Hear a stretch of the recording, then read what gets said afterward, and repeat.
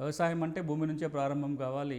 భూమి నుంచి మొదలుకొని పంటని మార్కెట్లో అమ్ముకునే వరకు ఈ అంశాలకు సంబంధించి, భూమికి సంబంధించి, విత్తనాలకు సంబంధించి, ఎరువులు పురుగు మందులకు సంబంధించి, మార్కెట్లో పంట కనీస మద్దతు ధరకు సంబంధించిన హక్కులు ఏమున్నాయి?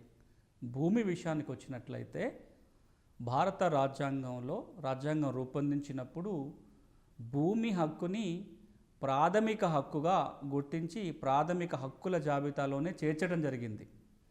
వాక్ స్వాతంత్రం హక్కు, జీవించే హక్కు, దేశంలో ఎక్కడైనా బతికే హక్కు, ఏవైతే ప్రాథమిక హక్కులుగా ఉన్నాయో ఈ జాబితాలో భూమి హక్కు కూడా ప్రాథమిక హక్కుగా చేర్చడం జరిగింది.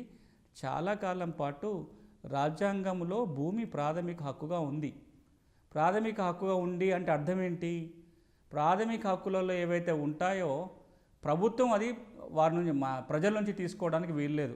ఒకవేళ హక్కులకి భంగం కలిగిస్తే లేదా హక్కుల్ని ప్రభుత్వం తీసుకోవాలనుకుంటే ఒక చట్టం ద్వారా రాజ్యాంగంలో ఉన్న నియమాలకి లోబడి మాత్రమే చేయడానికి వీలవుతుంది.